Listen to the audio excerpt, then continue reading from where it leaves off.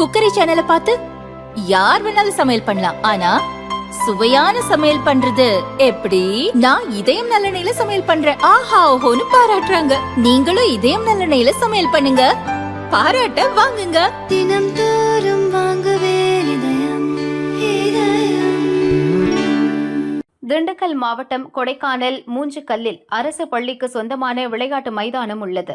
அங்கு கொடைக்கானல் அளவிலான விளையாட்டுப் போட்டிகள் மற்றும் கலை நிகழ்ச்சிகள் நடந்து வந்தது.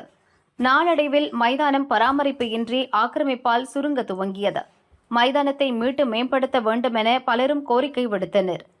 அதன் அடிப்படையில் 2011ஆம் ஆண்டு பார்வையாளர் கூடம் மற்றும் உடற்பயிற்சி மையம் உள்ளிட்டவை 50 லட்சம் ரூபாய் செலவில் அமைக்கப்பட்டது.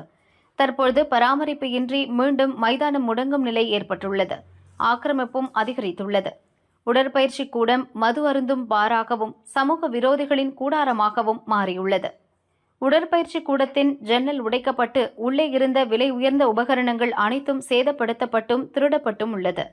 மீண்டும் மைதானம் தரம் உயர்த்தி உடற்பயிற்சி கூடத்தை பராமரித்து செயல்பாட்டிற்கு கொண்டுவர வேண்டுமென அப்பகுதி மக்கள் கோரிக்கை விடுத்துள்ளனர்.